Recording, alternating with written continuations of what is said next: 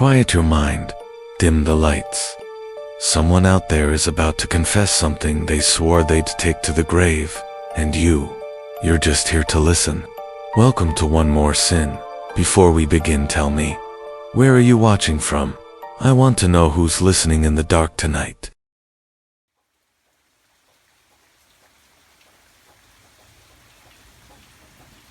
She begged me not to tell this story. She made me promise. On her knees, mascara running down her face in thick black rivers, she begged me to take this story to my grave. Please, she said, her voice breaking on the word. If you ever loved me, you'll never tell anyone what really happened that night. I held her then in that sterile hospital room with the smell of antiseptic burning my nostrils, and I swore on everything holy that I would keep her secret, our secret. That was 3 years ago, and I've kept my word. Until now. My therapist says I need to tell someone the truth or it'll eat me alive. She's probably right. I haven't slept through the night since it happened. Every time I close my eyes, I'm back in that car, rain hammering the windshield, her blood on my hands, and the sound, God, that sound of metal crushing bone. But I'm getting ahead of myself. You need to understand that I'm not the villain here. At least I don't think I am. We were just two stupid kids who thought we were invincible, who thought love could survive anything. We were wrong. My name is Marcus. I'm 24 now, but I was 21 when it happened. She was 19. Her name is Sarah, and despite everything, I still love her. That's the part that kills me. After what we did, after what I did, I still wake up reaching for her side of the bed. I know what you're thinking. Another tragic love story. Another cautionary tale about young people making bad choices. But you don't understand. This isn't just about the accident. It's about what came before. It's about the lies we told ourselves and each other. It's about the third person who was in that car with us, the one nobody knows about, the one whose family still puts up missing person posters on telephone poles, still holds candlelight vigils every year on the anniversary of their disappearance. I've changed some names and details to protect the guilty because we are guilty, Sarah and I, not of what the police think, not of what our parents suspect. The truth is so much worse than that. I'm telling this story now because I can't carry it alone anymore, because every time I see her mother at the grocery store, she looks at me with such pity, thinking I'm the poor boy who saved her daughter's life that night, because Sarah is getting married next month to a good man who deserves to know why she wakes up screaming sometimes, why she can't drive past that stretch of Highway 49 without hyperventilating, and because somewhere out there, a family deserves to know what happened to their son. I've written this confession a dozen times, deleted it, started over. There's no good way to admit what we did, no way to make it sound reasonable or forgivable, so I'll just tell it straight, from the beginning, and let you judge for yourself. But before I do, you need to know one thing. Sarah wasn't just my girlfriend, she was my twin sister's best friend. And the boy in the back seat that night, he was my sister's boyfriend. My sister Emily has been in a psychiatric facility for the past 3 years. They say she had a complete break from reality after the accident. They say she doesn't remember anything from that night. They're wrong about that too. To understand that night, you have to understand us. Emily and I weren't just twins, we were each other's entire world. Our dad split when we were 7, and Mom worked 3 jobs to keep the lights on.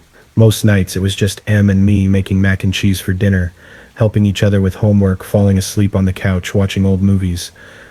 We had this thing we'd do when we were scared. We'd press our foreheads together and breathe in sync until our heartbeats matched. 2 halves of one soul, Mom used to say, watching us. It should have been sweet. Looking back, maybe it was the first warning sign. Emily was always the stronger one. While I hid behind books and video games, she faced the world head on. She was the one who stood up to the kids who made fun of our secondhand clothes. She was the one who learned to forge Mom's signature so we wouldn't miss field trips. She was the one who held my hand at Dad's wedding to his new wife, whispering jokes to make me laugh while our father danced with a woman who wasn't our mother. I loved my sister with a devotion that bordered on worship. Whatever Emily wanted, I made happen. Whatever Emily needed, I provided. It was our unspoken agreement. She would be the sword. I would be the shield. Sarah moved to town our sophomore year of high school. I still remember the first time I saw her, this tiny girl with wild curly hair and paint-stained fingers standing in the cafeteria looking lost. Emily was the one who waved her over to our table, but I was the one who couldn't breathe when she smiled at me. "I'm Sarah," she said, sliding into the seat across from me, "just transferred from Portland." "That's Marcus," Emily said, jabbing her thumb at me. He doesn't talk much, but he's harmless. Sarah studied me with these intense green eyes like she could see straight through to my soul. I like quiet people, she said. They're usually the ones worth listening to. I fell in love with her in that moment. Completely, irrevocably, stupidly in love. The kind that makes you write terrible poetry and learn to play guitar just to sing outside her window. The kind that makes you believe in soulmates and destiny and all that bullshit that stops being cute when people start dying. But Sarah didn't fall for me. She fell for Emily. Not romantically, at least, I don't think so, but they became inseparable within weeks. Sarah would come over after school, and they'd lock themselves in Emily's room for hours, laughing at private jokes, sharing secrets I wasn't privy to. I'd sit in my room next door, pressing my ear to the wall, trying to catch fragments of their conversations. "Your brother's cute," I heard Sarah say once, in like a wounded puppy kind of way. "Marcus?" Emily laughed. "He's a total softie, too nice for his own good. You'd eat him alive." "Maybe I like nice guys." "No, you don't. You like projects, guys you can fix." They both laughed, and I pulled away from the wall, face burning. Emily was right, of course. She always was when it came to reading people. Sarah dated a string of guys over the next 2 years, the kid with anger issues who punched lockers, the one who sold weed behind the gym, the one who was failing out but wrote beautiful songs. She tried to save them all. I watched from the sidelines, perfecting the art of being the supportive friend. I was the one she called when the relationships inevitably imploded, the one who brought her ice cream and listened to her cry, the one who never ever crossed the line, even when she'd curl up against me on the couch, her hair smelling like vanilla and cigarettes. "Why can't all guys be like you?" she'd ask, and I'd die a little inside. "Because then you'd be bored," I'd answer, and she'd laugh like I was joking.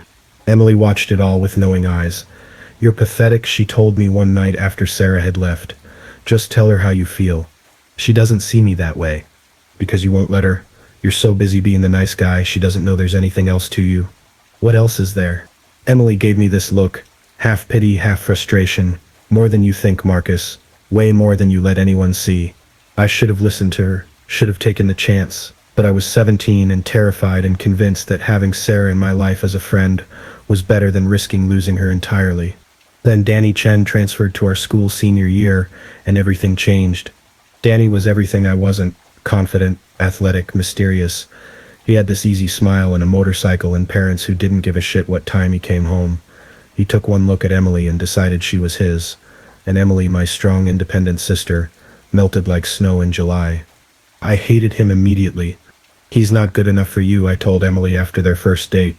"You think no one's good enough for me?" she shot back. "That's not true. Name one guy you've approved of." I couldn't. She was right. But with Danny, it was different. There was something about him that set off every alarm bell in my head. Maybe it was the way he looked at Sarah when he thought no one was watching. Maybe it was how he'd casually mention his ex-girlfriends and their tragic flaws. Maybe it was just jealousy that Emily had found someone who could make her laugh the way Sarah made me laugh. Whatever it was, I kept my mouth shut, because Emily was happy, and Emily being happy was all that mattered. The four of us became an unlikely group. Danny and Emily, the golden couple. Sarah and me, the perpetual third and fourth wheels. We'd spend weekends at the lake, Danny driving too fast with Emily shrieking in delight. Sarah and me in the back seat exchanging worried glances. We'd stay up until dawn talking about our futures. Emily was going to be a doctor, Danny a professional athlete, Sarah an artist, and me, I just wanted to be wherever they were.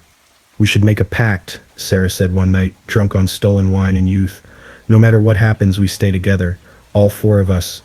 "Forever," Emily agreed, reaching for my hand. "Forever," Danny echoed, but he was looking at Sarah when he said it. I should have seen it then, should have recognized the fault lines already forming in our perfect little quartet, but I was 18 and in love and stupid enough to believe that some things could last forever. 3 months later, Danny and Sarah slept together, and that's when everything started to unravel. I found out about Danny and Sarah on a Tuesday. It was raining, one of those sudden spring storms that turns the world into a watercolor painting. I'd left school early with a migraine and came home to an empty house, or what I thought was an empty house. I heard them before I saw them. Sarah's laugh, breathy and nervous, coming from Emily's room. Then Danny's voice, low and urgent. "She can't know.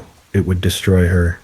I stood frozen in the hallway, backpack still on my shoulders, rain dripping from my hair onto the carpet. Every instinct told me to leave, to pretend I'd never heard anything, but my feet wouldn't move. It was a mistake, Sarah whispered. God, what did we do? Don't, Danny said. Don't do that. You wanted it as much as I did. I was drunk. We were both. We weren't that drunk. The silence that followed was deafening. I could hear my own heartbeat, could feel the blood rushing in my ears. Then Sarah spoke again, so quietly I almost missed it. Marcus can never know. That's when I ran, quietly, carefully, back down the stairs and out the front door. I sat in my car for an hour, engine off, watching the rain streak down the windshield, trying to make sense of what I'd heard. Danny had cheated on Emily with Sarah. Sarah had betrayed my sister. And me? I was just collateral damage, the pathetic nice guy who wasn't even worth considering in their list of people who couldn't know. When I finally went back inside, the house was empty for real this time. Emily's bed was perfectly made, no sign that anyone had been there, but I could still smell Sarah's perfume in the air, mixed with something else. Guilt, maybe, or my own naive trust evaporating. I didn't say anything. Not that night when Emily came home gushing about the anniversary gift Danny had bought her. Not the next day when Sarah acted completely normal, complaining about her art teacher and stealing fries off my lunch tray. Not even when Danny threw his arm around my shoulders at a party that weekend and called me brother. Instead, I watched, and the more I watched, the more I saw. The way Sarah's eyes would dart away when Danny entered a room, how she started making excuses to skip our group hangouts. The way Danny would stare at her when Emily wasn't looking, this hungry expression that made my stomach turn. And Emily, oblivious Emily, planning their future together, talking about following Danny to whatever college recruited him. You're being weird, Emily told me one night. We were in her room supposedly studying for finals, but she'd been talking about Danny for 20 minutes straight. You've barely said a word all week. Just stressed about exams. Bullshit. You could pass these tests in your sleep. She put down her textbook and really looked at me. What's wrong, Marcus? And don't lie to me. We don't lie to each other. The irony of that statement hit me like a physical blow. We don't lie to each other, but I was lying to her right now, and she'd been living a lie for weeks. Do you ever worry that Danny might not be who you think he is? I asked carefully. Emily's expression darkened. What's that supposed to mean? Nothing. I want you to be careful. Careful of what? My boyfriend who treats me like a queen, who's planning our whole future together. She shook her head. I know you're protective, Marcus, but this is getting old. Danny's not going anywhere. You need to accept that. I wanted to tell her the truth so badly. The words were right there, pressing against my teeth, but then I thought about what it would do to her. Emily had built her entire senior year around Danny. She'd already chosen a college based on where he was likely to go. She'd given him everything. Her time, her trust, her virginity, her heart. So I swallowed the truth and nodded. You're right. I'm sorry. Emily's face softened. She scooted over on the bed and pulled me into a hug. I know it's hard watching me have something you want, but you'll find your person, Marcus. Someone who sees how amazing you are. I hugged her back, breathing in the familiar scent of her strawberry shampoo, and wondered if protecting her from the truth made me noble or just another liar in her life. The next few weeks were torture. Sarah started actively avoiding being alone with me, always finding excuses when I suggested hanging out. When we were all together, she'd position herself as far from Danny as possible, but I could see the tension between them, this electric current that made the air feel charged. Danny, for his part, seemed to be doubling down on his relationship with Emily. Grand gestures became his specialty, flowers delivered to her classes, surprise picnics, a promise ring that made Emily cry with joy and made me want to punch him in his perfect face. Isn't it beautiful? Emily asked me, holding out her hand to show me the ring for the 100th time. We were at the lake, our usual Saturday spot. Danny was teaching Sarah to skip stones while Emily and I sat on our favorite fallen log. It's nice, I managed. Nice? Marcus, it's a promise. He wants to marry me after college. Can you believe it? Me, married to Danny Chen. I watched Danny's hand on Sarah's elbow, steadying her as she threw another stone. Watched how she jerked away from his touch like it burned. Watched the flash of frustration cross his face before he smoothed it away. I said quietly, what would you do if Danny wasn't who you thought he was? She laughed, but it sounded forced. Why do you keep asking me that? Did he do something? Yes, I thought. He betrayed you with your best friend. He looks at her the way he should look at you. He's playing a game and you're the only one who doesn't know the rules. No, I said instead. I just worry about you. Well, stop. I'm not a little kid anymore, Marcus. I can take care of myself. But that was the thing. I'd spent so long taking care of her, I didn't know how to stop, even when protecting her meant lying to her face. That night, there was a party at someone's house. Parents out of town, the usual high school cliche. I didn't want to go, but Emily insisted. It's one of our last parties before graduation, she said. We have to make memories. Be careful what you wish for. The party was already in full swing when we arrived. Music pounding, red solo cups everywhere, the familiar smell of teenage desperation and cheap beer. Emily disappeared with Danny almost immediately, leaving Sarah and me standing awkwardly by the door. Want a drink? I asked. God, yes, she said with feeling. We made our way to the kitchen where I mixed her favorite vodka and cranberry juice heavy on the vodka. She downed half of it in one go. Easy, I said. It's not even 9 yet. Don't, she snapped.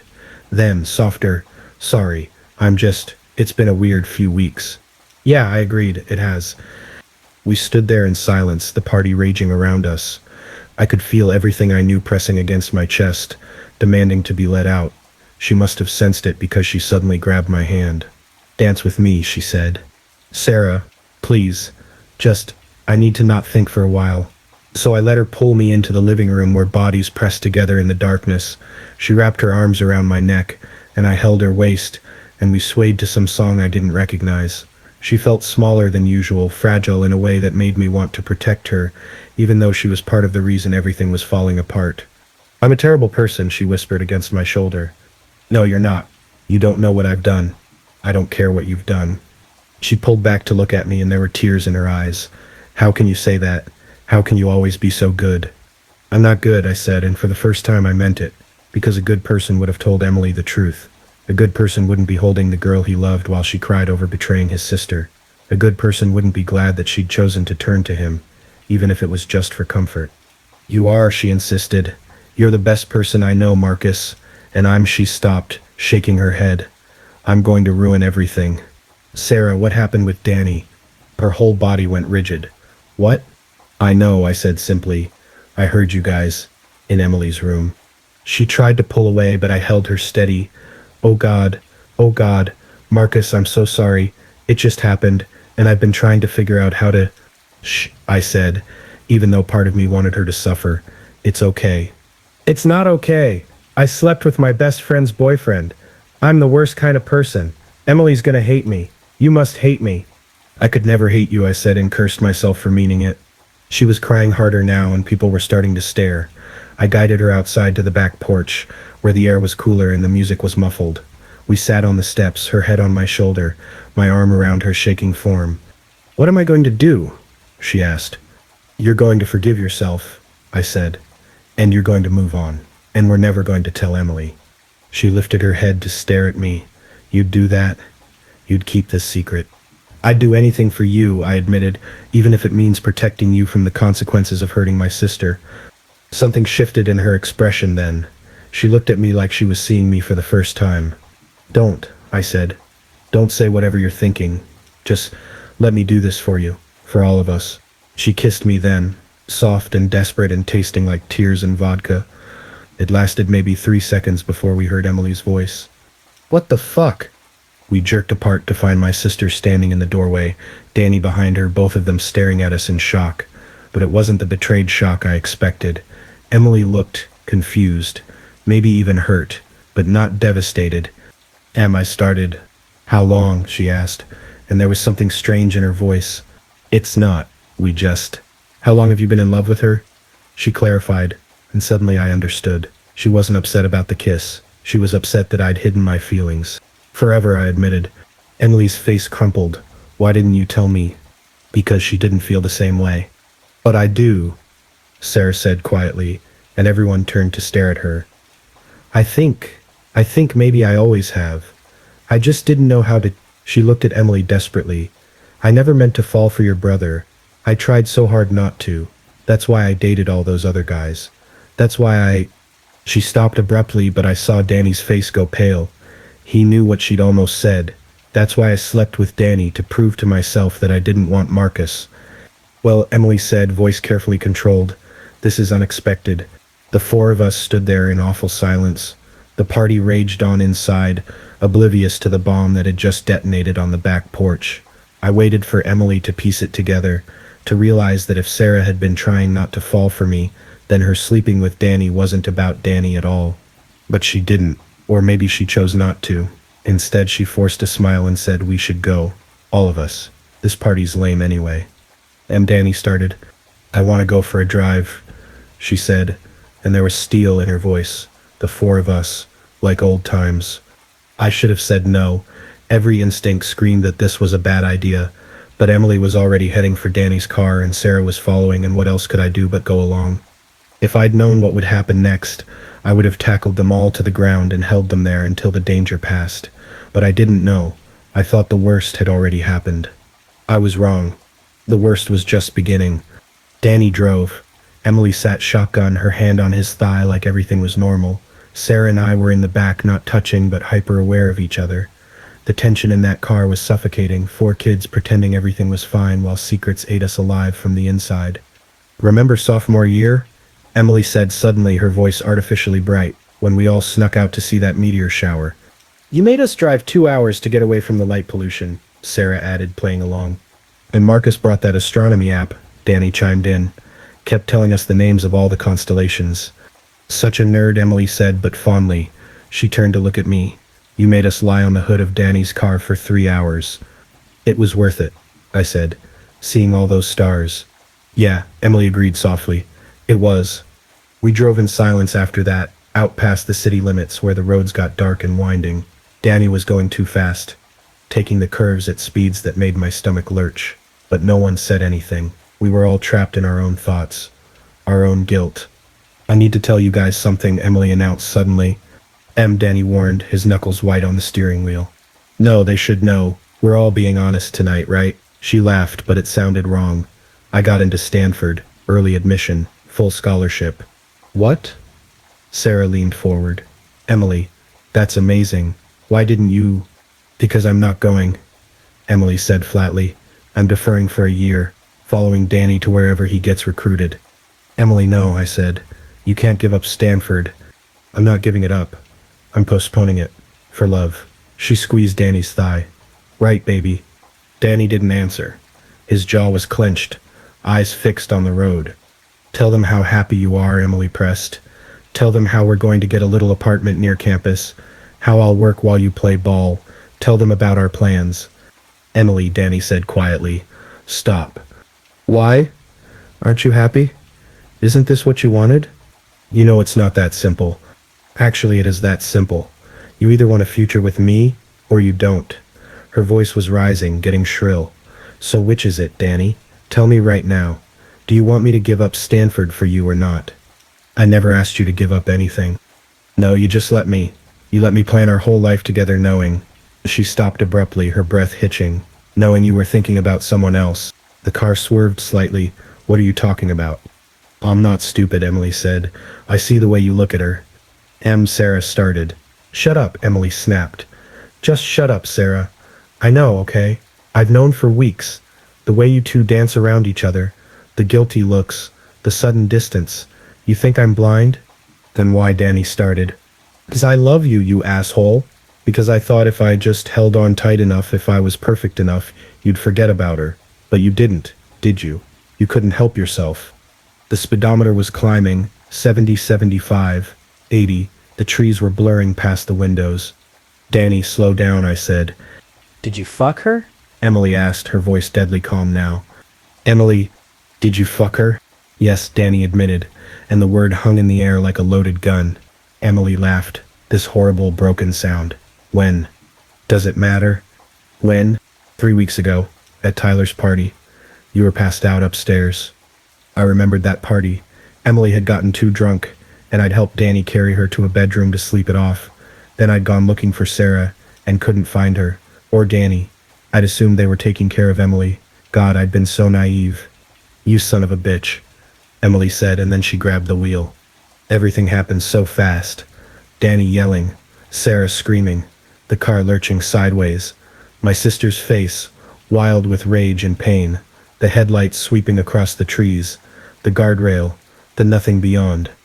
I reached for Emily, trying to pull her back, but Danny was fighting her for control, and the car was fishtailing, and Sarah was gripping my hand so tight I thought she'd break my fingers. "Let go," Danny shouted. "Emily, let go." But she didn't. She held on like her life depended on it, or like she wanted to end all of our lives right there. Maybe she did.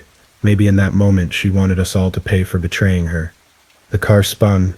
Once. Twice. I lost count. My head cracked against the window. Sarah's scream cut off abruptly. The world turned upside down, right side up, upside down again. Then we hit the tree and everything went black. I woke up to the taste of blood and the sound of rain. I was hanging upside down, held in place by my seatbelt. My head was pounding, and something warm was dripping into my eyes. "Sarah?" I croaked. No answer. I fumbled for the seatbelt release, fell hard when it finally gave way. The car was completely fucked. The roof crushed, windows shattered, the smell of gasoline making me gag. I could see Danny in the driver's seat, unconscious but breathing. Emily was slumped against the passenger door. But Sarah's seat was empty. "Sarah." I crawled out through the broken window, glass cutting into my palms. "Sarah." I found her 20 feet from the car. She'd been thrown clear when we rolled, landed in a patch of mud and dead leaves. She was conscious but not moving, her leg bent at an angle that made my stomach heave. "Can't breathe," she whispered when I reached her. "Marcus, I can't." "Shh. You're okay. You're going to be okay." I cradled her head in my lap, tried not to look at the blood soaking through her shirt. "Help's coming. Just hold on." "The others?" "Alive. Everyone's alive." She started crying. "I'm so sorry. This is all my fault." "No, baby, no. Don't say that. If Danny and I... Stop. Just breathe, okay? Look at me. Breathe with me." I held her like that for what felt like hours but was probably only minutes. Then I heard Emily screaming, "Danny! Where's Danny? Danny!" I looked back at the car and my blood ran cold. The driver's seat was empty. Danny's door was open, and there was a trail of blood leading into the woods. "Stay here," I told Sarah. "Don't move."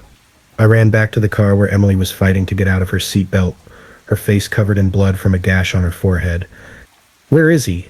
she demanded. "Where's Danny?" "I don't know."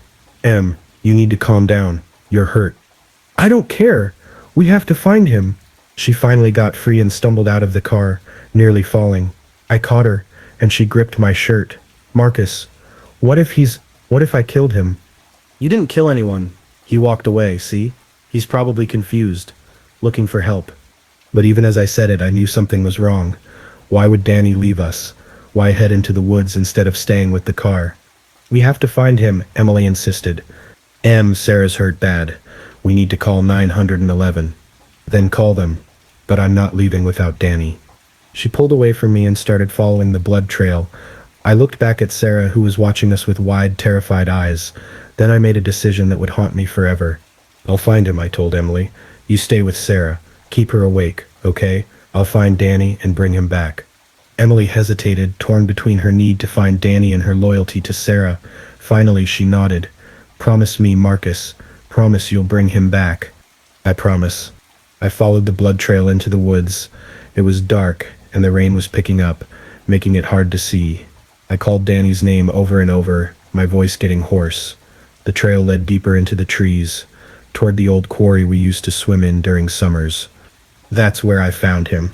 He was sitting on a rock at the edge of the water, his shirt soaked with blood from a wound on his side.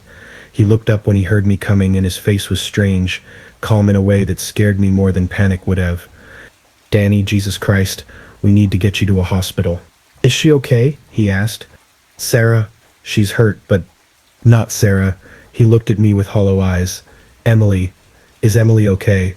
"She's scared, looking for you. Come on, man. Let's go back." He shook his head. "I can't." "What do you mean you can't? Danny, you're bleeding. You need help." "You don't understand," he said. "I can't go back. I can't face her. Not after what I did. She knows about Sarah. It's out now. You can work through it." Danny laughed. This bitter, broken sound. "Sarah? You think this is about Sarah? What else would it be about?" He looked at me for a long moment, then said quietly, "There's something else. Something worse." "What are you talking about?" "The baby," he said, and my world tilted off its axis. Emily's pregnant, Marcus. Has been for 2 months. She told me tonight right before the party. I stared at him, trying to process this. Emily pregnant, my sister carrying Danny's child while he was sleeping with her best friend. That's why she deferred Stanford, I said numbly. That's why she was so desperate to make things work. Why she was willing to pretend she didn't know about Sarah. He put his head in his hands. I've ruined everything. Her life, her future, and I couldn't even be faithful to her. Danny, we need to go back. Emily needs you. The baby's better off without me. He stood up, swaying slightly. I'm poison, Marcus. Everything I touch, I destroy. That's the blood loss talking. Come on. But he backed away, closer to the edge of the quarry. Tell her I'm sorry. Tell her it's better this way. Danny, don't. He jumped. I lunged forward, but I was too late. I heard the splash, saw the dark water swallow him whole. Without thinking, I dove in after him. The water was freezing, black as ink. I couldn't see anything, could barely tell which way was up. I surfaced, gasping, tried to see where he'd gone under. Nothing but dark water and rain. I dove again, and again. My lungs burned. My limbs were going numb, but I kept searching. He was down there somewhere. I just had to find him. I'd promised Emily I'd bring him back. But I couldn't find him. The water was too dark, too cold, and I was hurt from the crash, getting weaker with each dive. Finally, when I could barely keep myself afloat, I had to admit defeat. I dragged myself out of the water and lay on the bank, sobbing. Danny was gone. He'd chosen to leave us all behind, Emily, the baby, his whole future, and I'd let him. By the time I made it back to the crash site, the police and paramedics had arrived. Sarah was already in an ambulance. Emily was sitting in the back of a cop car, a blanket around her shoulders, staring at nothing. "Where's Danny?" the officer asked me. I opened my mouth to tell the truth, to say he'd jumped into the quarry, that he was probably dead at the bottom of that black water. But then I looked at Emily's face, the hope still flickering in her eyes, the protective hand on her stomach, and I couldn't do it. "I don't know," I lied. I followed the blood trail but lost it in the woods. He must have wandered off, confused from the head injury maybe. And that became the official story. Danny Chen, star athlete with a promising future, vanished into the woods after a car accident. Search teams combed the area for weeks. Divers even searched the quarry, but bodies don't always surface in water that deep, and Danny was never found. The search for Danny went on for 3 weeks. Dogs, helicopters, volunteer groups walking shoulder to shoulder through the woods. His parents flew in from California, aged 10 years and 10 days. They put up posters, offered a reward, appeared on the local news begging for information. I said nothing. Every morning I'd wake up with the truth clawing at my throat. I'd see his mother crying at the grocery store, his father standing at the edge of the woods with binoculars, and I'd think today I'll tell them. But then I'd see Emily, home from the hospital, one hand always resting on her still flat stomach, and I'd swallow the words like broken glass. Sarah's recovery was slow. Her leg required 2 surgeries and months of physical therapy. I visited her every day, bringing her homework and terrible hospital food jokes. We didn't talk about the kiss. We didn't talk about Danny. We existed in this strange bubble where that night had fractured into before and after, and we were stuck in the space between. The police came by again, she told me one afternoon, asking about Danny, if he'd said anything strange, if he'd seemed suicidal. My heart hammered. What did you tell them? The truth, that he was upset about the fight with Emily, but I never thought. She trailed off, staring out the window. Do you think he's alive out there somewhere? No, I said too quickly. I mean, it's been 2 weeks. The woods, the cold. Sarah studied my face with those green eyes that always saw too much. You followed the blood trail that night. How far did it go? Pretty far. Then I lost it in the rain. Marcus. She reached for my hand. Whatever happened out there, whatever you saw, you can tell me. I wanted to share this weight that was crushing me, but telling Sarah would mean she'd have to carry it too, and hadn't I already let her carry enough guilt? There's nothing to tell, I lied. He was gone when I got there. She squeezed my hand but didn't push. That's how I knew she suspected something. Sarah always pushed. Her silence was louder than any accusation. Emily, meanwhile, was disappearing into herself. She'd sit in Danny's car for hours. We'd had it towed to our driveway, too damaged to drive, but she refused to let it be scrapped. She'd play his voicemail greeting over and over. She'd sleep in his Letterman jacket. The baby's the size of a lime, she told me one night. We were sitting on her bedroom floor surrounded by college brochures she'd never use. That's what the app says. A lime. Isn't that weird? There's a tiny lime-sized person inside me. Have you told Mom? Are you insane? She finds out I'm pregnant and my boyfriend's missing, presumed dead. She'll lose it. You have to tell her eventually. No, I don't. She looked at me with feverish eyes. When Danny comes back, we'll tell her together. As a couple. He's not dead, Marcus. I'd know if he was dead. I'd feel it. She pressed both hands to her stomach. We'd both feel it. I bit my tongue until I tasted blood. Every instinct screamed at me to tell her the truth, that Danny wasn't coming back, that he'd chosen the water over facing his responsibilities. But what good would it do? It wouldn't bring him back. It would only destroy the last shred of hope keeping my sister functional. So I kept lying. To the police. To Danny's parents. To Sarah. To Emily. To myself. The memorial service was held a month after the accident. A celebration of hope, they called it, since there was no body to bury. The whole school showed up. Danny's jersey was retired. Speeches were made about his bright future, his loving heart, his tragic disappearance. I sat between Emily and Sarah, both of them crying, and felt like the worst person alive. Every sob, every broken word of praise for Danny, every moment of false hope.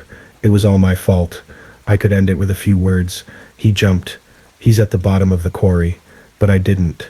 I sat there in my black suit, playing the supportive brother and friend, while the truth ate me alive from the inside. After the service, Danny's mother approached us. She was a small woman, made smaller by grief. She took Emily's hands in hers and said, "You'll tell me, won't you, if you hear anything, even the smallest detail?" "Of course," Emily whispered. "I promise." Mrs. Chen turned to me. "You were a good friend to him. He talked about you all the time. Said you were the brother he never had." I thought I might vomit right there in the church. He was everything to Emily. We all loved him. Love, she corrected gently. Present tense. We love him. Until we know for certain, we use present tense. That night I went back to the quarry. I'm not sure what I expected to find. Absolution, proof that I'd imagined the whole thing. Danny somehow alive and waiting to explain why he'd put us through hell. But there was nothing. Just black water reflecting a starless sky. I stood at the edge where he'd jumped and tried to understand. He'd been 18 years old with his whole life ahead of him. Yes, he'd made mistakes. Yes, he'd hurt people. But Emily would have forgiven him eventually. They could have raised the baby together. Figured it out. People did it all the time. Why, asked the water. Why was this easier than facing it? The quarry didn't answer. It just kept its secrets, like I kept mine. 3 months after the accident, everything fell apart. It started with Emily. She'd been having cramping and spotting, but had hidden it from everyone except me. I'd driven her to the emergency room at 3 a.m., held her hand while they did the ultrasound, watched her face crumble when they couldn't find a heartbeat. "I lost them both," she sobbed into my shoulder. "Danny and the baby. I lost them both." "This isn't your fault," I said, the words ashes in my mouth. Because wasn't it partly her fault? She'd grabbed the wheel. She'd caused the crash that started the chain of events leading to Danny's death. But then, wasn't it my fault too? I could have stopped him, could have talked him down, could have told the truth, so at least his parents could have buried their son. We were all guilty. Every one of us. Emily's miscarriage broke something in her that was already cracked. She stopped eating, stopped sleeping, stopped leaving her room. Mom finally noticed something was wrong. Hard to ignore when your daughter drops 20 pounds and starts pulling out her own hair. The first psychiatric hold was 72 hours. Emily came back quieter, medicated, moving like she was underwater. She'd sit at the dinner table and move food around her plate, responding to questions 3 seconds too late. But she was functioning, so we pretended it was progress. Then Danny's parents announced they were hiring a private investigator. "We need closure," his father explained at a press conference. "The not knowing is killing us. Someone out there knows what happened to our son." The investigator was thorough. He re-interviewed everyone who'd been at the party. He reconstructed the crash with accident specialists. He brought in new search dogs, thermal imaging equipment, underground radar. And he found inconsistencies in my story. "You said you followed the blood trail for about 100 yards before losing it," he said, sitting across from me in our living room. Mom had made coffee. Emily was hiding upstairs. But the dogs tracked Danny's scent all the way to the quarry, half a mile from the crash site.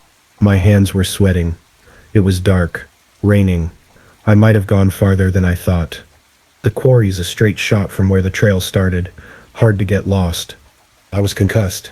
Everything from that night is fuzzy. He studied me with cop eyes, seeing through my bullshit but not sure what he was seeing. Your sister says Danny was upset about their fight, the one that caused the crash. They were all upset. It was complicated. Complicated how? I thought of Sarah in the hospital bed, Emily's growing belly that would never grow bigger, Danny's face in the moonlight before he jumped. Just teenage drama, I said. Nothing worth dying over. But the investigator didn't let it go. He interviewed kids from school, pieced together the Danny-Sarah rumors. He got security footage from the party showing Sarah and me kissing on the porch. He built a timeline that made it clear we were all lying about something. I think I know what happened, he told me during his last visit. Danny was despondent about losing Emily, maybe drunk, definitely injured. He wandered to the quarry, a place you kids all knew about, and either fell or jumped. You found him there, realized he was gone, and panicked. You didn't want to hurt your sister further by admitting her boyfriend committed suicide because of her, so you lied. It was close enough to the truth that I almost confessed right there. But then he continued, the only thing I can't figure out is the baby. Emily's medical records show she miscarried at 14 weeks, but she'd only been pregnant for 10. The dates don't match unless, he paused, working it out, unless she was pregnant before she started dating Danny. The blood drained from my face. What? Did your sister have another boyfriend before Danny? Someone in early spring? No, she and Danny were together since March. The fetus's development suggests conception in early February. Danny didn't transfer here until March 15th. The room spun. Emily had been pregnant before Danny, but that meant... I need to talk to my sister, I said. I think that would be wise, the investigator agreed. But when I went upstairs, Emily's room was empty. Her window was open, curtains fluttering in the breeze. Her phone was on the bed, along with a note in her shaky handwriting. I can't do this anymore. The truth is worse than the lie. Tell Sarah I'm sorry. Tell Mom I love her. Tell Danny I'll see him soon. Don't look for me. E. We found her at the quarry, standing exactly where Danny had stood. She was wearing his Letterman jacket over her hospital gown. She'd walked 3 miles barefoot in the cold. When she saw me, she smiled this broken, beautiful smile. You know, she said, don't you? You've always known. Em, please. Come back from the edge. We'll figure this out. There's nothing to figure out. Danny's dead. The baby's dead. And it's all my fault. The baby, I said carefully. The investigators said the dates don't match. Said you were pregnant before Danny. Emily laughed, high and wild. You want to know the truth, Marcus? The whole ugly truth? Just come away from the edge. Please. The baby wasn't Danny's. The words hung between us like a knife. I knew it wasn't. The timing was wrong. But I needed it to be his. Needed him to believe it was his. So I lied. And when he found out, when he did the math and realized, that's when he started looking at Sarah. That's when everything went wrong. Em, I don't understand. If it wasn't Danny's, then whose? She looked at me with those eyes we shared, those mirrors of my own soul, and I knew. God help me, I knew before she said it. You don't remember, do you? She whispered. That night in February, Mom's birthday, we got so drunk on the wine she'd been saving. You were crying about Sarah dating that asshole senior. I was lonely. We were both so fucking lonely. And we... The memory hit me like a physical blow. Fragments of a night I'd buried so deep I'd convinced myself it was a nightmare. Emily's room. The wine. The way she'd kissed me, not like a sister. Not like family. The awful, wonderful wrongness of it. The morning after, both of us pretending it never happened. No, I said. No, that's not, we didn't. We did. Tears were streaming down her face. And I got pregnant. Our baby Marcus. Our sick, wrong, never should have existed baby. And I couldn't face it.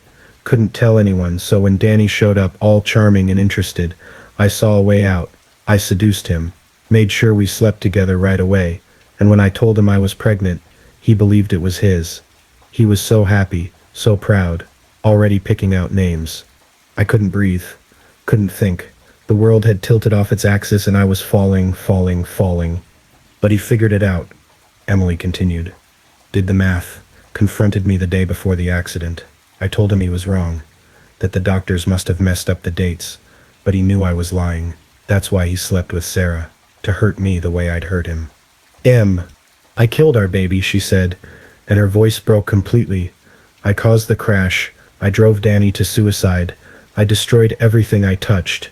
And the worst part, the absolutely worst part, some sick part of me was relieved when I miscarried, because it meant the evidence was gone. No one would ever have to know what we did. She took a step backward toward the edge. Emily, no. I lunged forward, caught her wrist just as she stepped into empty air. For a moment we hung there, me on solid ground, her dangling over the black water that had already claimed Danny. She looked up at me with those mirror eyes and whispered, "Let me go, Marcus. Please let me go." But I couldn't. Even knowing what we'd done, even drowning in the horror of it, I couldn't let my sister fall. I hauled her back, both of us collapsing on the muddy ground. She fought me, screaming and clawing, but I held on. I held on until the police arrived, until the paramedics sedated her, until they took her away in restraints. That was 3 years ago. Emily's been in psychiatric facilities ever since, diagnosed with severe PTSD and psychosis.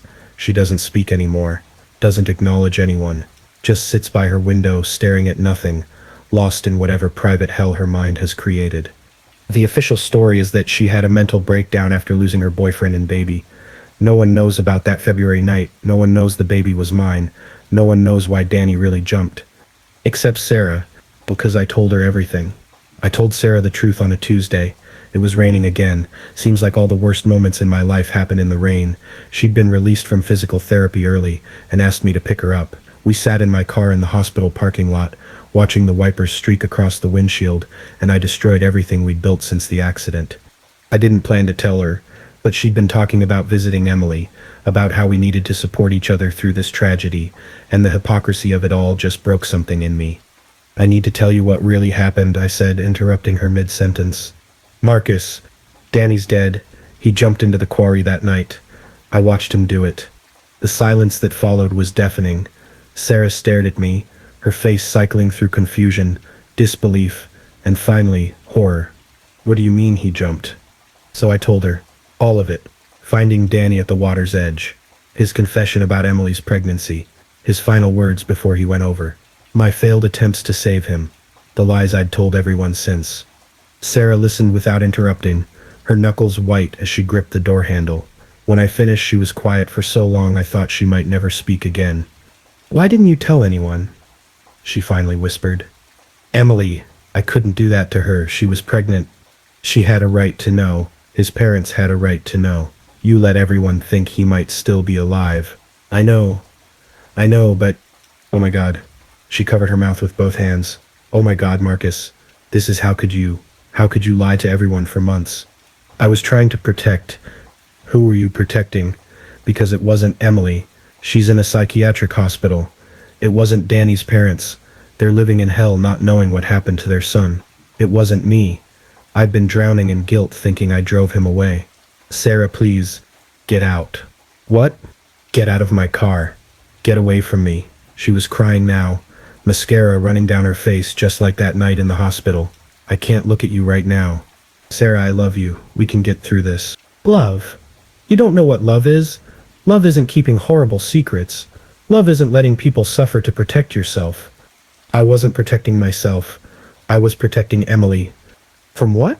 From the truth? Look where that got her." She was right. God help me. She was right about everything. But I was too deep in my own justifications to see it then. "There's more," I said quietly. "More? How could there possibly be more?" So I told her the rest. About that night in February.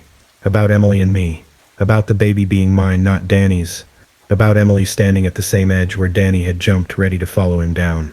Sarah threw up. Right there in the car, she opened the door and vomited onto the asphalt. When she was done, she wiped her mouth with a shaking hand and looked at me like I was a stranger. "You slept with your sister." "We were drunk." "You slept with your sister, got her pregnant, let another man believe the baby was his, and then watched him kill himself over it." That's not. "Get out." She screamed it this time. "Get out of my life." I stumbled out of the car, standing in the rain as she drove away. That was the last time Sarah spoke to me for almost 2 years. The rumors started within days. Small-town gossip travels fast, and while Sarah didn't tell anyone the whole truth, she told enough. Soon everyone knew Danny was dead, that I'd lied about it, that there was something dark about Emily's breakdown. Danny's parents had his body recovered from the quarry. The funeral was closed casket. 3 months in the water doesn't leave much to bury. I wasn't invited, but I went anyway, standing at the back of the church like the ghost I'd become. His mother saw me and just looked. No anger, no accusation, just this bone-deep sadness that said she knew I was responsible somehow, even if she didn't understand how. The police investigated, of course, but what could they charge me with? Failure to report a suicide. There's no law that says you have to tell the truth about watching someone die, not when there's no foul play. They questioned me for hours, but in the end, all they could do was add a note to Danny's file. Witness withheld information. Case closed. Mom found out about Emily's pregnancy from the investigation. Not the whole truth. God, never the whole truth, but enough to know her daughter had been pregnant by a boy who is now dead. She aged 10 years overnight, started drinking, stopped going to work. We lost the house 6 months later. I dropped out of college after one semester. Couldn't focus on classes when every time I closed my eyes I saw Danny falling. Saw Emily at the edge. Saw Sarah's face when she realized what kind of monster I really was. I got a job at a warehouse lifting boxes from dawn to dusk. Physical exhaustion was the only thing that let me sleep. I'd come home to whatever shitty apartment Mom and I were crashing in, shower off the sweat and self-loathing, and try not to think about how I'd destroyed everything I'd ever loved. But the worst part, the absolute worst part, I still loved Sarah. I'd see her around town sometimes. She'd gotten into art school but deferred, staying local to help her parents with their business. She walked with a slight limp from the accident, a permanent reminder of that night. When our eyes would meet across a street or in a store, she'd look right through me like I didn't exist. I wrote her letters, dozens of them, apologies, explanations, desperate pleas for forgiveness. I never sent them. What was the point? What words could possibly undo what I'd done? Emily, meanwhile, retreated further into herself. The doctors tried everything: medication, therapy, ECT. Nothing reached her. She'd have moments of lucidity where she'd look at me during visits, and I'd see recognition in her eyes, but then she'd blink and go back to whatever internal world she'd created to escape the truth. She's protecting herself, one doctor explained. The mind can only handle so much trauma before it simply opts out. Your sister has experienced a perfect storm of grief, guilt, and psychological trauma. Her break from reality might be the only thing keeping her alive. I wanted to tell him he didn't know the half of it. That Emily wasn't just grieving a boyfriend and a miscarriage.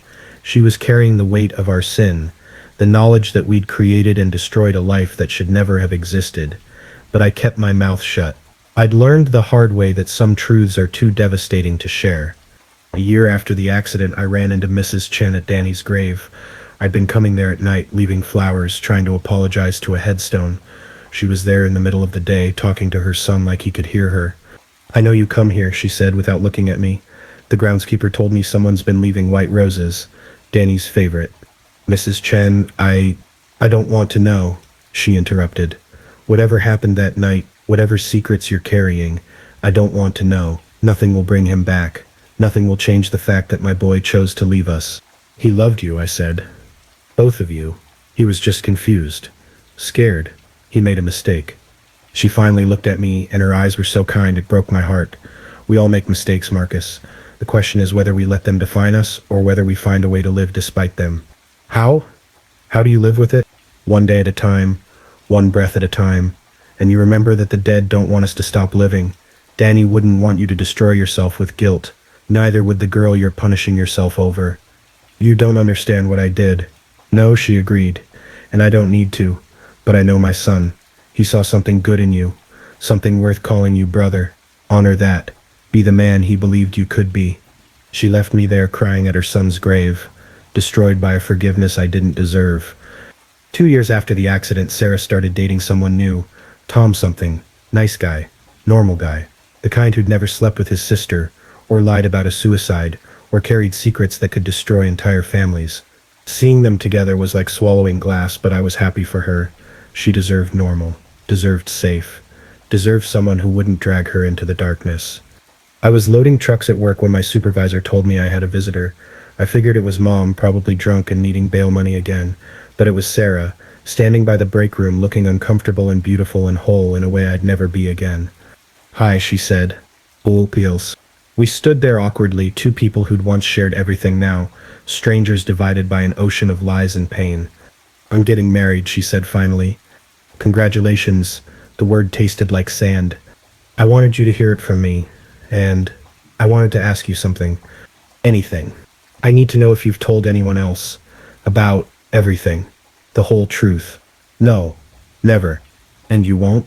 Even after I'm married? Even if I'll take it to my grave, I promised, just like you asked. She studied my face, maybe looking for the boy she'd once loved. I don't forgive you, she said quietly. I don't think I ever will, but I don't hate you anymore. I pity you, living with all of this. It must be hell. It is, I admitted. Have you ever thought about... She stopped, shook her head, never mind. About ending it? I finished, every day, but I can't.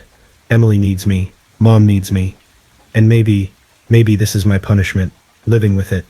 That's not, she sighed. I didn't come here to rehash everything. I just needed to know the secret was safe, that my future won't be destroyed by the past. It's safe, I assured her. Your future is yours. She turned to leave, then paused. For what it's worth, I think Danny would have jumped anyway. Even if you'd told the truth that night, there was something broken in him, something none of us could have fixed. Maybe. And Emily, what happened between you two? She couldn't finish the sentence. You were kids, drunk, grieving kids who made a terrible mistake. It doesn't make you a monster, doesn't it? She didn't answer, just gave me one last sad look and walked away. That was a year ago, the last time we spoke. After Sarah's visit, I ran. Not physically at first, I couldn't leave Emily and Mom, but mentally, emotionally, I ran as far and fast as I could from the truth. I discovered that grocery store whiskey could make me forget for a few hours at a time. Nothing fancy, just whatever was cheap and burned enough going down to feel like penance. I'd sit in my apartment after work, drinking straight from the bottle, watching true crime documentaries about people who'd done worse things than me. Murderers, child abusers, serial killers. I'd tell myself I wasn't like them. I hadn't killed anyone. Danny had jumped. The baby was never viable. Emily was still alive. But at 3 a.m., when the whiskey wore off and the documentaries ended, the truth would crawl back, and I was worse than those criminals because they owned their crimes. They confessed. They faced justice. I just kept running. I tried therapy once. Found some sliding scale place that took cash. Sat across from a well-meaning woman with kind eyes and a notepad, and tried to explain my guilt without explaining the cause. I lied about something important, I told her. People got hurt because of it. Can you make amends? She asked. Not without hurting them more. Then perhaps the kindest thing is to carry this burden yourself. Sometimes protecting others from painful truths is an act of love. I never went back. She didn't understand that I wasn't protecting anyone out of love. I was protecting myself out of cowardice. The drinking got worse. I started missing work. Showed up still drunk from the night before. Got fired. Found another warehouse job. Got fired from that too. Mom was too deep in her own bottles to notice her son was drowning right beside her. I moved constantly. Every few months I'd pack my few possessions and find a new shitty apartment in a new shitty part of town. I told myself it was about cheap rent, but really I couldn't stand staying still. Staying still meant the ghosts caught up. Danny at the water's edge, Emily in my bed that February night, Sarah's face when she realized what I'd done. I grew a beard, let my hair get long, wore sunglasses everywhere, became unrecognizable even to myself. When I caught my reflection in store windows, I saw a stranger, hollow-eyed, skeletal, more ghost than man. You look like shit, Mom told me during one of her rare sober moments. When's the last time you ate actual food? Yesterday, I lied. When's the last time you slept without drinking yourself unconscious? I didn't answer. You're punishing yourself, she said. For Emily, for that boy, but starving yourself won't bring them back. If only she knew what I was really punishing myself for. The one place I couldn't run from was Emily. Every Sunday I'd drag myself to the facility, sign in, sit across from my sister's empty eyes. The doctors had stopped being optimistic. Chronic catatonia, they called it now. Treatment resistant. Hey, Em. I'd say the same opener every week. It's me, Marcus. Nothing. She'd just stare past me, through me, beyond me.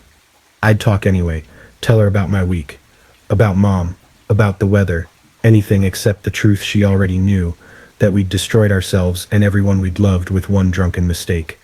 One Sunday, something different happened.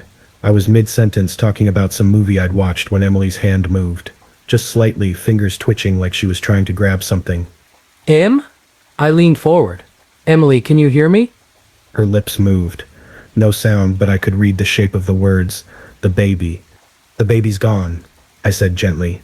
Remember? You lost the baby. Her eyes focused on me for the first time in 2 years. Clear, lucid, horrified. Our baby, she whispered. The word hit me like a physical blow. Eam. Don't. I killed our baby. Tears ran down her face.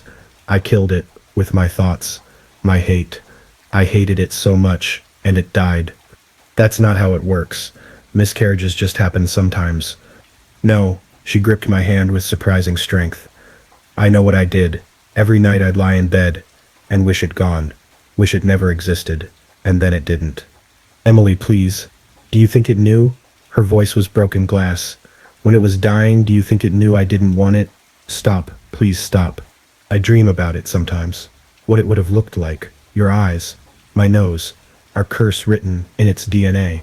She laughed, wild and terrible. Maybe dying was a mercy. Can you imagine? Growing up, finding out your parents were. Stop. The shout brought nurses running. They sedated Emily, led me out, told me maybe I should skip next week's visit. Give her time to settle. But there was no settling. That moment of clarity had broken something in Emily's careful catatonia.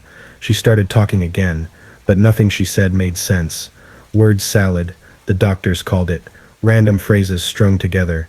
Except I knew better. I recognized the pattern. She was telling our story, over and over, just scrambled enough that no one else could understand.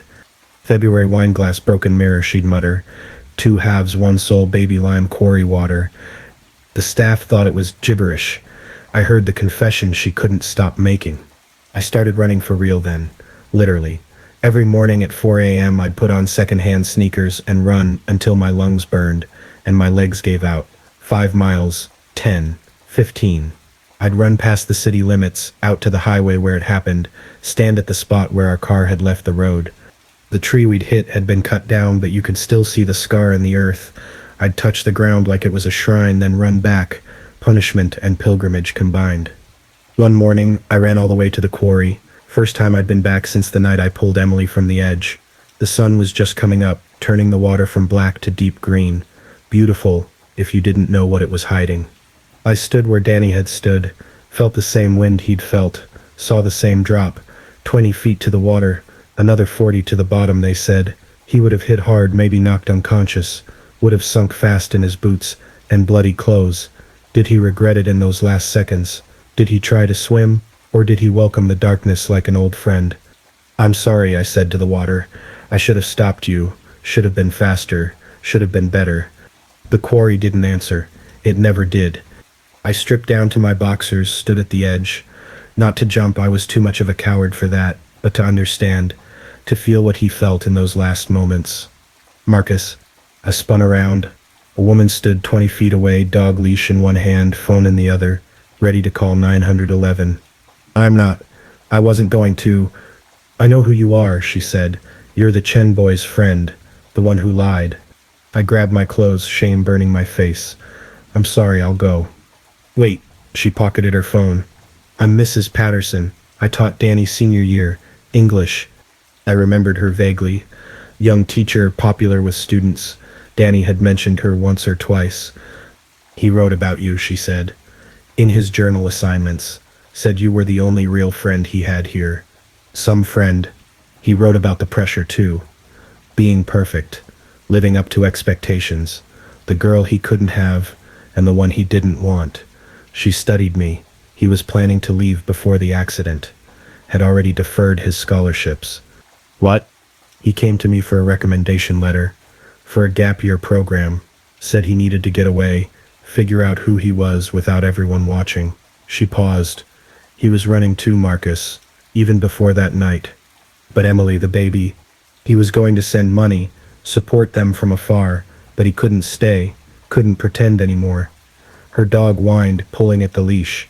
I'm telling you this because Danny wouldn't want you standing at that edge. Whatever happened, however it ended, he wouldn't want his death to claim another life.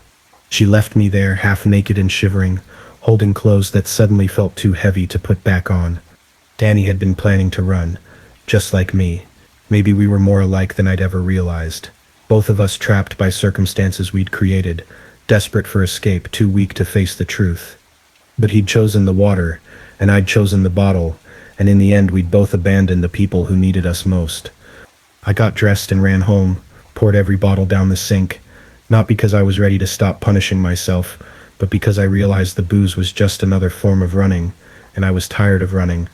That night I sat down and wrote it all out. Everything. From that February night through Danny's death, through Emily's breakdown, 20 pages of truth, brutal and complete. I sealed it in an envelope addressed to Sarah. But I didn't send it, couldn't. Even then I was still running, still choosing the coward's path. The envelope sat on my dresser for months, gathering dust, waiting for courage I didn't have. Until last week when everything changed again. Last week started like any other. I was working at a moving company by then, honest work that kept me exhausted and distant from people who might recognize me. We were clearing out an estate sale when I saw her, Dr. Patricia Reeves, Emily's first psychiatrist from right after the accident. She was older now, silver-haired, sorting through boxes of books. When she saw me, her face went through a series of expressions: recognition, surprise, then something that looked like relief. "Marcus," she said, "I've been hoping to run into you." My stomach dropped. Dr. Reeves. "It's just Patricia now. I retired last year." She glanced around, then lowered her voice. "Could we talk? Privately?" Every instinct screamed at me to make an excuse and leave, but something in her expression stopped me, a knowledge that made my blood run cold. "My break's in an hour," I heard myself say. We met at a coffee shop down the street. She'd already secured a corner booth, 2 cups waiting. I sat across from her, hands shaking as I reached for the coffee. "Emily's been talking," she said without preamble, "more clearly lately. The new medication regimen has been effective." "That's good," I managed. "Is it?" She studied me over her cup. "Marcus, I need you to understand something. As her former doctor, I'm bound by confidentiality, even retired. I can't share what she's told me with anyone. Not the police, not your mother, not even her current treatment team, since she's explicitly asked me not to." "Then why are you telling me?" "Because she's planning something, and I think you're the only one who can stop her." The coffee turned to acid in my stomach. "Planning what?" "She's been asking about grounds privileges, talking about making amends, getting her affairs in order." Patricia leaned forward. "In my experience, when a patient with her history starts talking like that..." "No." The word came out strangled. "She wouldn't. Not after everything. She's lucid enough now to understand what happened. All of it. The guilt is eating her alive, Marcus. And unlike before, she's clear-headed enough to act on it." "What did she tell you?" I asked, even though I was terrified of the answer. Patricia was quiet for a long moment. Then everything. About February. About the baby. About Danny figuring out the truth. About you covering up his suicide. The world tilted. Someone else knew. After 3 years of carrying this alone, someone else knew everything. "I don't judge either of you," she continued quietly. "You were children dealing with trauma in a household where emotional boundaries were complicated. What happened between you and Emily? It's more common than people think. Siblings who've been each other's only support, especially in neglectful environments, sometimes cross lines they shouldn't." "It was wrong," I said flatly. "Yes, but it was also human and understandable, given your circumstances." She paused. "What concerns me is how you've both handled the guilt. Emily by retreating from reality, you by slowly destroying yourself." "I'm fine." "You're not. You're barely functional. Living alone, working jobs below your capability. No relationships. No friends. You're serving a life sentence for a crime that frankly doesn't warrant one." I lied about Danny's death. His parents. Would knowing the truth have changed anything? Would it have brought him back? Made their grief easier? She shook her head. "You protected them from the knowledge that their son chose to leave them. That's not a crime, Marcus. That's mercy." "Sarah doesn't see it that way." "Sarah was traumatized too. Give her time. It's been 3 years. Grief doesn't follow a timeline.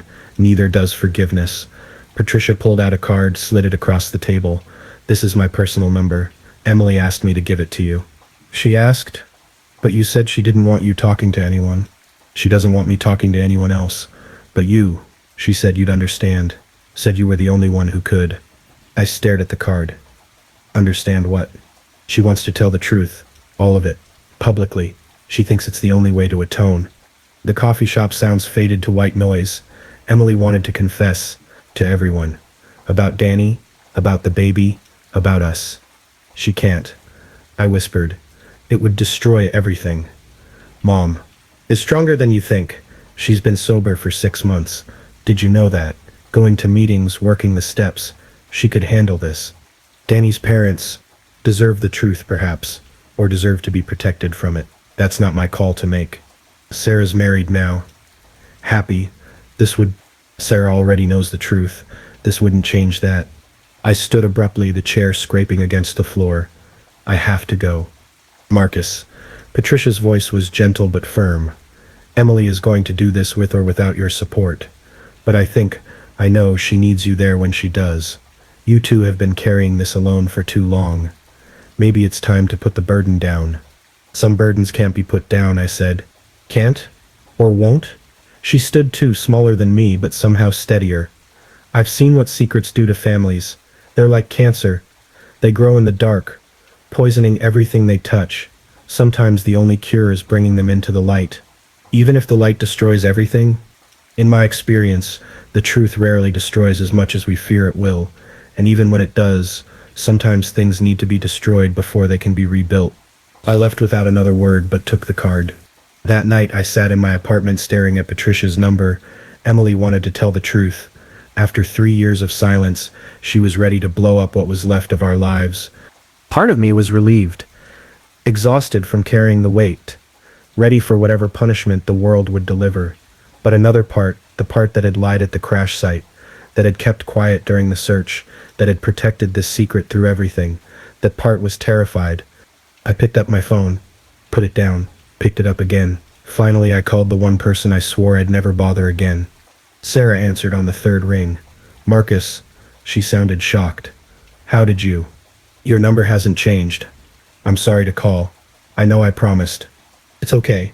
Is everything all right? Is it Emily? Yeah, kind of. I took a breath.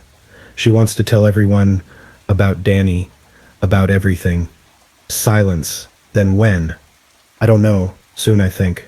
Sarah, I'm sorry. I know you're married now. Happy. This is going to. Tom knows, she interrupted. What? My husband.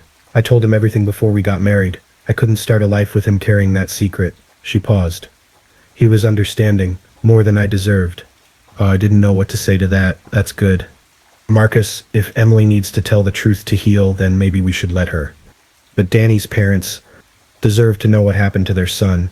We took that from them. Emily and I with our lies about the fight. You with your silence at the quarry. We all stole their chance to understand, to grieve properly. It'll kill them. No, not knowing is killing them. I see Mrs. Chen sometimes and she's still waiting, still hoping. That's cruel, Marcus. Crueler than the truth. She was right. I knew she was right, but admitting it meant admitting I'd been wrong for 3 years. That all this suffering, mine, Emily's, the Chens, had been for nothing. What about us? I asked quietly. You and me? If this comes out, everyone will know. That you protected me from the worst of it. That you kept my part in it as small as possible. That you carried the burden so I could move on. Her voice softened. I've had 3 years to think about this, Marcus. Yes, you lied. Yes, you made the wrong choice. But you made it out of love. Misguided, maybe, but love nonetheless. I ruined everything. We all ruined everything. Danny by cheating. Me by kissing you. Emily by grabbing the wheel. You by keeping the secret. We were kids making terrible choices in an impossible situation. She sighed. But we're not kids anymore. It's time to stop running from what we did. So you think Emily should...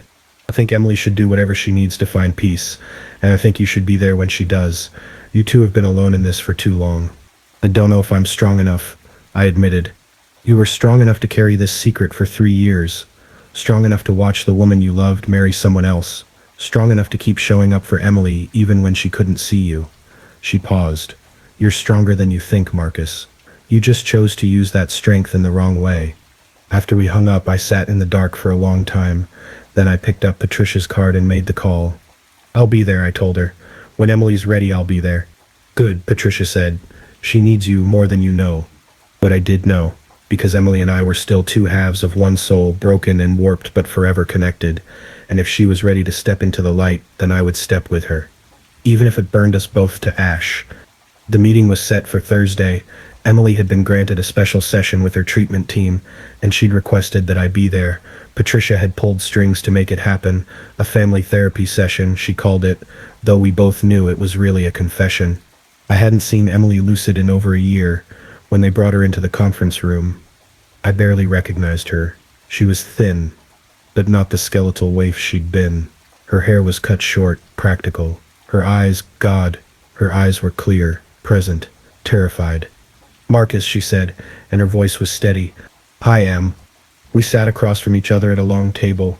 Patricia was there along with Emily's current psychiatrist, a social worker, and a woman I didn't recognize who turned out to be a patient advocate, official, clinical. Nothing like the intimate horror of what we were about to share. Before we begin, Emily's psychiatrist said, "I want to remind everyone that this is a safe space. Nothing said here will be shared without Emily's explicit consent." Emily laughed, a short, bitter sound. "After today, there won't be any secrets left to protect." She looked at me then, really looked at me. "You look terrible." "You look better," I said.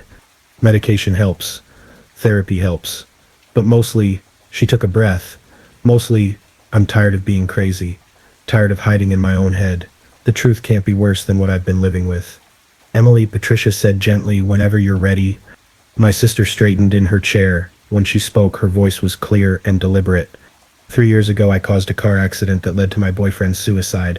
I was pregnant at the time, but not with his child. The baby was my brother's." The words landed like bombs in the quiet room. The social worker's pen stopped moving. The psychiatrist's professional mask slipped for just a second. Only Patricia remained steady, having heard this before. "I need to start earlier," Emily continued. "Marcus and I, we weren't normal siblings. Never were. Our father left when we were 7. Our mother worked constantly. We raised ourselves, raised each other. We were everything to each other. Too much." She looked at me, asking permission. I nodded. "The February before the accident, Mom forgot her birthday. Again. Marcus and I got drunk on wine we'd stolen, commiserating about our shitty lives. I was lonely. He was heartbroken over a girl who didn't notice him. She paused, steadied herself. We crossed a line that siblings should never cross." "It was my fault," I interrupted. "I was older." "By 12 minutes, Emily said sharply. "We're twins, Marcus. It was both our faults, both our choices." She turned back to the others. "We pretended it didn't happen. Both of us. Just erased it. Except you can't erase something like that. 6 weeks later, I found out I was pregnant." The social worker had given up on notes entirely, just staring. "I couldn't face it," Emily continued. "Couldn't tell anyone. Then Danny Chen transferred to our school. Popular, handsome, interested in me. I saw a way out. I seduced him, made sure we slept together quickly, then told him I was pregnant. He believed it was his. But the dates," the psychiatrist said softly. "I lied, said I was further along than I was. Danny was so happy, so proud, already making plans, and I let him because the alternative was admitting what Marcus and I had done. I watched my sister strip herself bare, revealing every ugly truth, and felt a strange mix of horror and pride. She was so much braver than me. Danny figured it out eventually, did the math, confronted me the day before the accident. I denied it, but he knew. That's when he slept with my best friend Sarah to hurt me, and it worked. The night of the accident, I was so angry, so desperate. I grabbed the wheel. She told them everything. The crash, my lie about losing Danny in the woods, finding him at the quarry, his final words before jumping, my failed attempts to save him, the cover-up that followed. Marcus lied to protect me, she said. From knowing Danny killed himself, from having to face what I'd done. He's been carrying this alone for 3 years while I hid in my own madness. You didn't hide, I said. You were sick. I was guilty. The madness was easier than the guilt. She looked at the team. I lost the baby shortly after the accident. Miscarriage brought on by trauma, they said. But I know better. I killed that baby with my hate, my shame. I wanted it gone so badly. And then it was. That's not how miscarriages work, the psychiatrist said gently. Maybe not, but that's how it feels. Emily turned to me. I need to tell Mom, Danny's parents. Everyone, I need to stop hiding. I know what you're gonna say, that it'll destroy lives. But look at us, Marcus. Look at what keeping this secret has done. You're drinking yourself to death. I've been catatonic for 3 years. Mom lost her family. The Chens lost their son twice. Once to the water, once to the not knowing. How is the truth worse than this? She was right. God help me, she was right. But there was one more truth, one I'd never told anyone. Not Sarah, not Patricia, not even myself, really. There's something else, I said, the words scraping my throat. About Danny, about why I didn't try harder to stop him. Emily's clear eyes widened. Marcus? When I found him at the quarry, he was ready to jump. But he was also relieved. He said something I never told you, never told anyone. I forced myself to meet her eyes. He said he'd been planning to leave anyway, before he found out about the baby, before Sarah. He was already running. What? He'd applied to gap year programs, deferred his scholarships. He was drowning too, in expectations, in perfect boyfriend performances, in a life he didn't want. I swallowed hard. When he found out the truth about the baby, it wasn't just betrayal. It was an excuse, a reason to finally let go. You're saying he wanted to die? I'm saying he wanted to escape, and in that moment, the water seemed like the only way. I looked at the team, then back at Emily. I could have tried harder, could have said the right words, could have physically stopped him, but part of me understood, because I wanted to escape too. The confession hung between us, the last piece of truth I'd been hiding even from myself, that in those crucial seconds at the quarry I'd seen myself in Danny's desperation and done nothing. You were 21 years old, Patricia said quietly, traumatized from a car accident, in shock, dealing with an impossible situation. You're not responsible for Danny's choice. Aren't I? I watched him die and did nothing. You dove in after him, multiple times from what you've told me, until you physically couldn't anymore. I dove in after, but before, when he was standing there, I could have... What? Emily interrupted, said the magic words, tackled him, convinced him life was worth living when you barely believed it yourself. She shook her head. Marcus, we were all drowning that night. Danny just chose the water while the rest of us chose slower deaths. That doesn't make it okay. No, she agreed. It doesn't. None of this is okay. But it's the truth. And maybe that's enough. The room sat in silence, processing the weight of everything we'd shared. 3 years of secrets laid bare in under an hour. It should have felt liberating. Instead, I just felt empty, scraped clean. What happens now? I asked. Now, Emily said, we tell the people who deserve to know. Mom, the Chens. And then maybe we can start actually healing instead of just hiding. The legal ramifications, the social worker started, are minimal, Patricia interrupted. Failure to report a suicide isn't a crime, and given the circumstances, the emotional trauma involved, I doubt any prosecutor would pursue charges. It's not about legal consequences, Emily said. It's about moral ones, living with what we've done, but living honestly, finally. She reached across the table, took my hand. I'm sorry, Marcus, for all of it, for that night in February, for grabbing the wheel, for hiding in madness while you carried this alone. I'm so fucking sorry. I'm sorry too, I said, squeezing her hand, for lying, for letting everyone suffer, for not being strong enough to handle the truth. You were strong, she said firmly, just in the wrong direction. Now we get to learn how to be strong the right way. Together. Together. We'd started this nightmare together, and maybe finally we could end it together too. The meeting wrapped up with logistics, plans for how to tell Mom, whether to approach the Chens directly or through an intermediary, support systems we'd need in place, practical details for an impractical situation. As I was leaving, Emily called my name. I turned back. Thank you, she said, for being here, for not letting me do this alone. We're twins, I said. Two halves of one soul, remember? Maybe that's the problem, she said sadly. Maybe we need to learn how to be whole on our own. Yeah, I agreed. Maybe we do. But as I left the facility, I knew it wouldn't be that simple. Emily and I were bound by more than blood, more than shared trauma. We were bound by the kind of secret that either destroys you or transforms you. For 3 years it had been destroying us. Maybe now, finally, we could let it transform us instead. It's been 6 months since Emily and I told the truth. 6 months of aftermath, of rebuilding, of learning who we are without the weight of secrets crushing us. Telling Mom was the hardest part. We did it together, in her living room on a Sunday afternoon. She'd been sober 8 months by then, clear-eyed and present in a way I hadn't seen since childhood.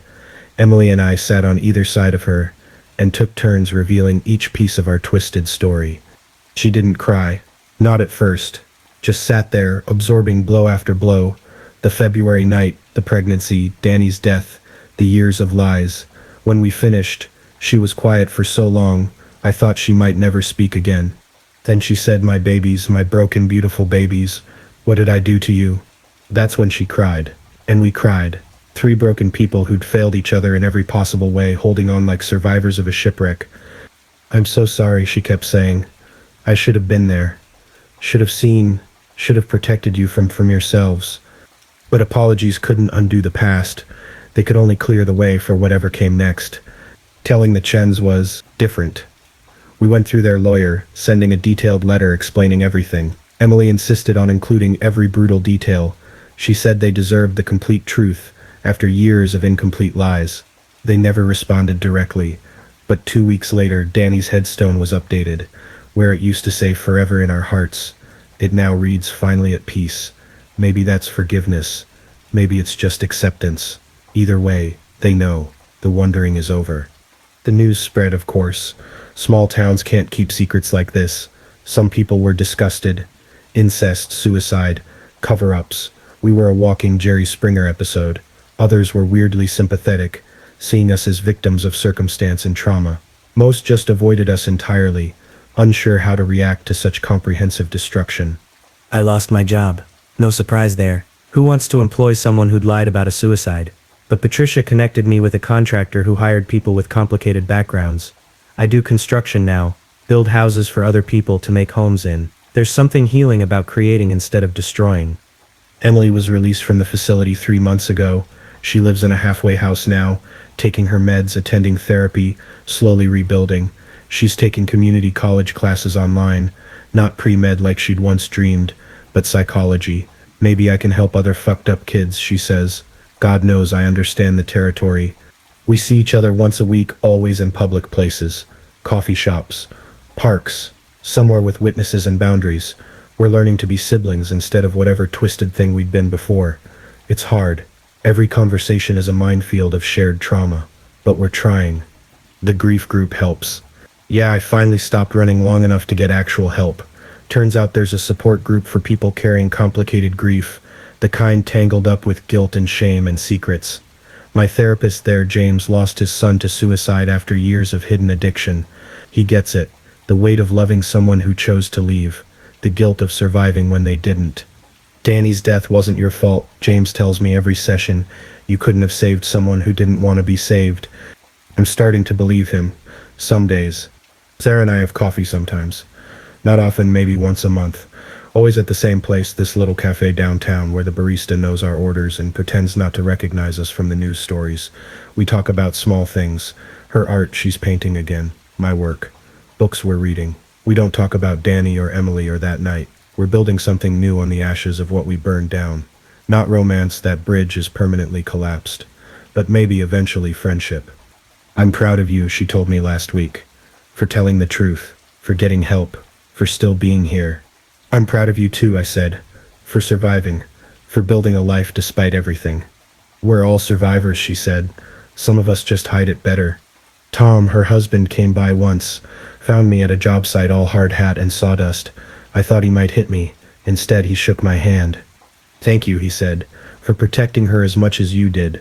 She carries enough guilt without adding Danny's death to it." "I wasn't protecting her. I was being a coward." "Maybe, but your cowardice gave her space to heal, to become the woman I fell in love with." He studied me. "She still loves you, you know. Not romantically, but the love's still there, complicated as it is." "I know," I said. "I love her too. Always will." "Good. She needs people who understand what she survived. I try, but I wasn't there. I didn't live it." After he left, I sat in my truck and cried, not from sadness, but from a kind of grateful relief. Sarah had found someone who could love her not despite her scars, but with full knowledge of them. Maybe there was hope for the rest of us too. The hardest part is the dreams. Not nightmares, exactly. Those would be easier. Instead, I dream of alternate timelines. Ones where I told the truth immediately. Where Danny got help instead of jumping. Where Emily and I never crossed that line. Where we all grew up normal and happy and whole. I wake from those dreams disoriented, having to remember which reality I'm in, the one where everyone knows the worst thing I've ever done, where my sister and I share a secret that will forever define us, where a boy is dead because none of us were strong enough to save him or ourselves. But here's the thing about rock bottom. Once you hit it, once you stop falling, you can start climbing, slowly, painfully, but upward nonetheless. Emily's painting again. Did I mention that? Terrible abstract things full of dark water and fractured mirrors. But she's creating instead of hiding. That's something.